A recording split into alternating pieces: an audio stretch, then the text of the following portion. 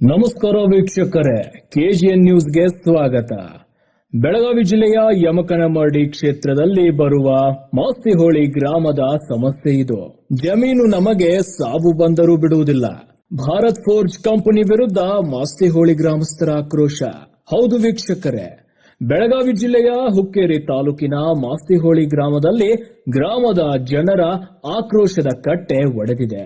ಜಮೀನು ನಮ್ಮ ಉಸಿರು, ಅದನ್ನ ಯಾವುದೇ ಕಾರಣಕ್ಕೂ ಕೈಗಾರಿಕೆಗೆ ಬಿಟ್ಟು ಕೊಡುವುದಿಲ್ಲ ಎಂದು ರೈತರು ರಣಕಹಳೆ ಮೊಳಗಿದ್ದಾರೆ. ಭಾರತ್ ಫೋರ್ಜ್ ಪ್ರೈವೇಟ್ ಲಿಮಿಟೆಡ್ ಕಂಪನಿಗೆ ಭೂಮಿ ಸ್ವಾಧೀನಪಡಿಸಿಕೊಳ್ಳುವ ಸರ್ಕಾರದ ಕ್ರಮಕ್ಕೆ ಗ್ರಾಮಸ್ಥರು ತೀವ್ರ ವಿರೋಧ ವ್ಯಕ್ತಪಡಿಸುತ್ತಿದ್ದಾರೆ. ಈ ಕುರಿತ ಒಂದು ವರದಿ ಇಲ್ಲಿದೆ. ಇದು ಬೆಳಗಾವಿ ಜಿಲ್ಲೆಯ ಮಾಸ್ತಿಹೊಳಿ ಗ್ರಾಮದ ಸಮಸ್ಯೆ.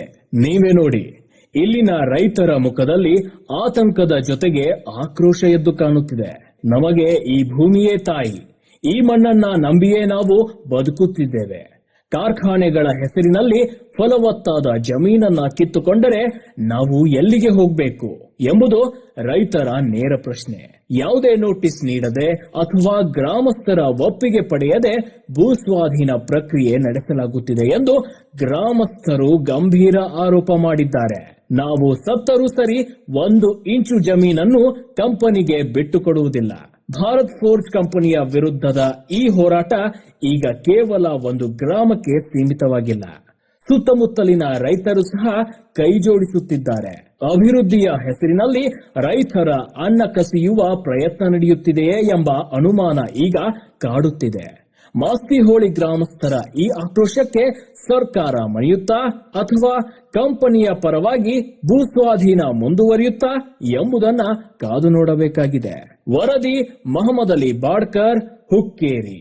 ಈ ವಿಡಿಯೋ ಇಷ್ಟವಾದ್ರೆ ಲೈಕ್ ಮಾಡಿ, ಶೇರ್ ಮಾಡಿ ಹಾಗೂ ಸಬ್ಸ್ಕ್ರೈಬ್. ಎಲ್ಲ ಗುರ್ತೈತೆ, ನಾ ಹೇಳುದಿಲ್ಲ ಅದನ್ನ ಯಾವ ಉದ್ದೇಶಕ್ಕಾಗಿ ಈ ಜಮೀನು ಕೊಟ್ಟಾರ ಮಾಲಕಿದ.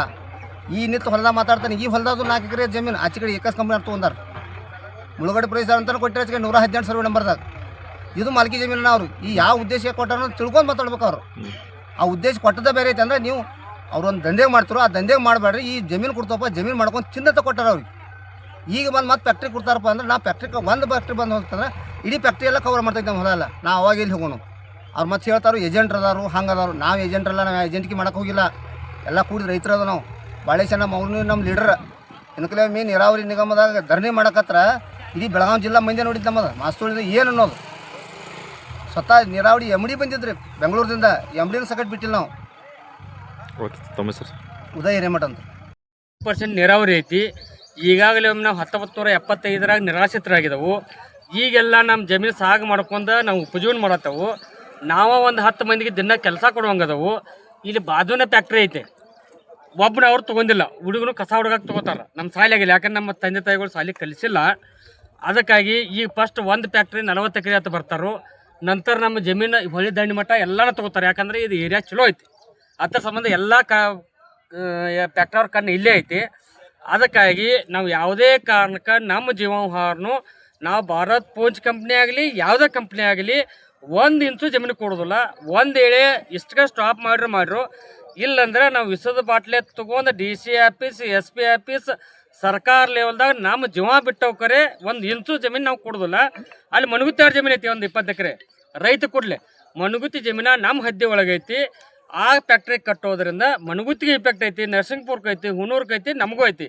ಅದಕ್ಕಾಗಿ ನಾವು ಏನು 8-9 ಎಕರೆ ಅಗ್ರಿಮೆಂಟ್ ಮಾಡಿದ ರೈತರಿಗೂ ಹೇಳ್ತೇವೆ, ನೀವು ರೈತರಿಗೆ ಕೊಡ್ರಿ.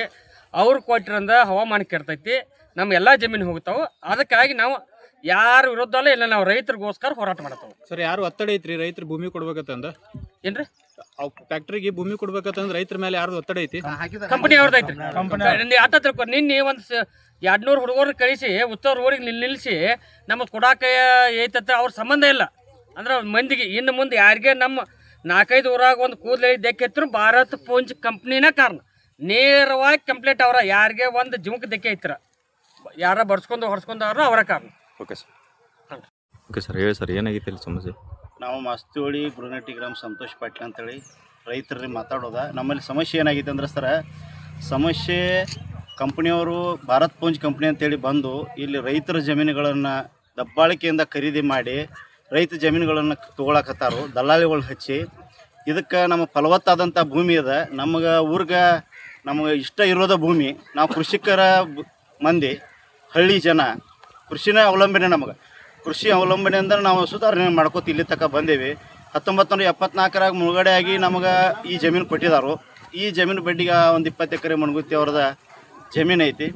ಆದ್ರೆ ಅವರ ಎಲ್ಲ ರೈತರು ಕೊಡಕ್ಕೆ ತಯಾರಿಲ್ಲ. ಒಂದು 4-5 ರೈತರಿಗೆ ಹೇಳಿ ಸುಳ್ಳ ನೌಕರಿ ಕೊಡ್ತಾವೆ ಅಂತೇಳಿ ಆಶ್ವಾಸನೆ ಒಡ್ಡಿ ಕಂಪ್ನಿಗಳಿಗೆ ಕೊಡತ್ತಾರು. ಕಂಪ್ನಿ ಎಕಸ್ ಕಂಪ್ನಿ ಅಂತವ್ರು ಬಂದು ನೌಕರಿ ಕೊಡ್ತೇವೆ ಅಂತೇಳಿ 500 ಎಕರೆ ಜಮೀನು ತೊಗೊಂಡಾರು. ಇನ್ನೂ ತನಕ ಯಾರಿಗೂ ನೌಕರಿ ಕೊಟ್ಟಿಲ್ಲ.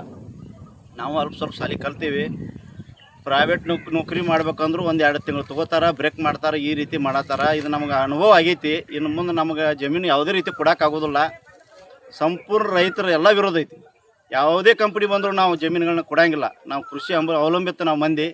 ದನ ಕರ ಆಗಲಿ, ಕುರಿ ಆಗಲಿ, ಇದನ್ನು ನಾವು ಅವಲಂಬನೆ ಇಟ್ಕೊಂಡು ನಾವು ಬದುಕೋತ ಬಂದವ್ರ. ನಮ್ಮಲ್ಲಿ ಕಾಯಿಪಲ್ಲೆ ಬೆಳಿತೀವಿ. ಯಮಕನಮಡಿಯಿಂದ ಆಯ್ತು, ಬೆಳಗಾವಕ್ಕೆ ಆಯ್ತು, ಶಂಕೇಶ್ವರಕ್ಕೆ ಆಯ್ತು, ನಮ್ಮ ಊರಿಂದ ದಿನ 10 ಟೆಂಪೋ ಗಂಟಲೆ ಎಲ್ಲ ಕಾಯಿಪಲ್ಲೆ ಹೋಗ್ತೈತಿ. ಅದನ್ನೆಲ್ಲ ನಮ್ಮ ರೈತರ ಮಾಡ್ತಾರೆ.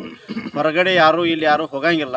ಅದ ನಮ್ಮ ರೈತರ ಮುಖಂಡ ಬಾಳಿಶನ ಮೌನೂರಿ ಅವ್ರಿಗೆ ಮಾತಾಡ್ತಾರೋ, ದಬ್ಬಾಳಿಕೆ ನೀ ಹೀರೋದ ಡಾನ್ ಅದಿ, ಅವ್ರು ಡಾನ್ ಇದ್ರು ನಮ್ಮ ಊರಾಗ ನಮ್ಮ ಡಾನ್ ಅವರ, ನಮ್ಮ ಹೀರೋನು ಅವರ. ನಮ್ಮ ರೈತರ ಪರವಾಗಿದಾರು. ಅವರು ಸಹ ರೈತರ ದಿನ ಹೊಲದಾಗೂ ಕೆಲಸ ಮಾಡ್ತಾರೋ, ಕಷ್ಟದಿಂದನೂ ಬಂದಾರು. ರೈತರ ಧ್ವನಿ ರೈತರ ಪರವಾಗಿ ಜೀವ ಕೊಡಕ್ಕೂ ತಯಾರದವ್ರು. ಅಂಥ ಒಬ್ಬ ರೈತರ ಮುಂದಾಳತ್ತದ ನಾವು ಹಿಡ್ಕೊಂಡೀವಿ.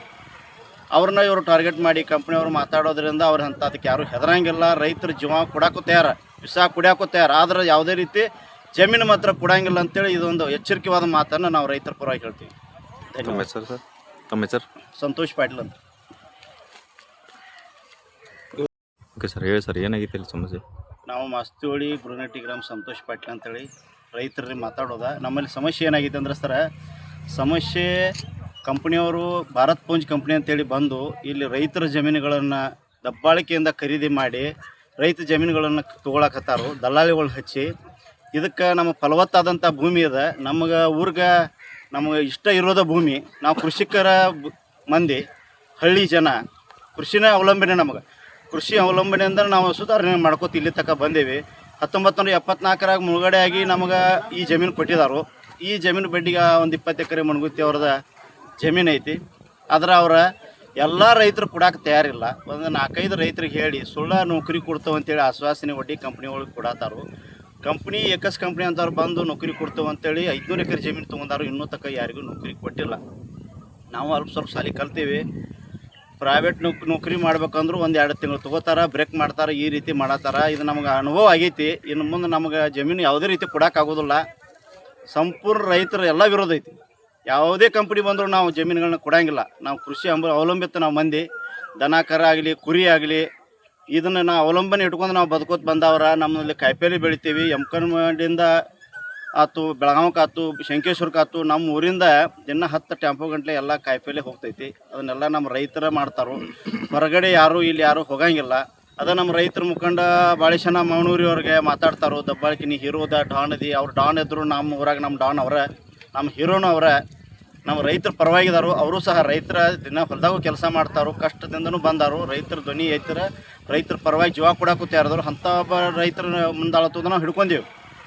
ಅವ್ರನ್ನ ಇವರು ಟಾರ್ಗೆಟ್ ಮಾಡಿ ಕಂಪ್ನಿಯವರು ಮಾತಾಡೋದ್ರಿಂದ ಅವ್ರು ಅದಕ್ಕೆ ಯಾರು ಹೆದರಂಗಿಲ್ಲ. ರೈತರ ಜೀವ ಕೊಡಕ್ಕೂ ತಯಾರ, ವಿಷ ಕುಡಿಯೋಕ್ಕೂ ತಯಾರ. ಆದ್ರೆ ಯಾವುದೇ ರೀತಿ ಜಮೀನು ಮಾತ್ರ ಕೊಡಂಗಿಲ್ಲ ಅಂತೇಳಿ ಇದೊಂದು ಎಚ್ಚರಿಕೆವಾದ ಮಾತನ್ನು ನಾವು ರೈತರ ಪರವಾಗಿ ಹೇಳ್ತೀವಿ.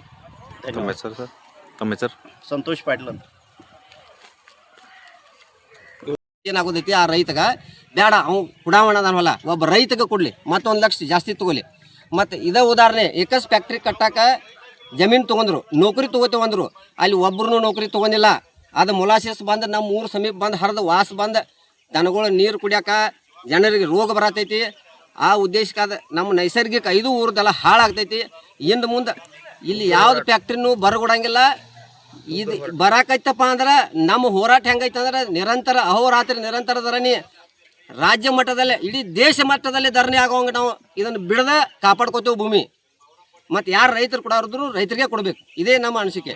ನಿಮ್ಮ ಹೆಸರು? ಬಸವರಾಜ್ ಪಾಟೀಲ್.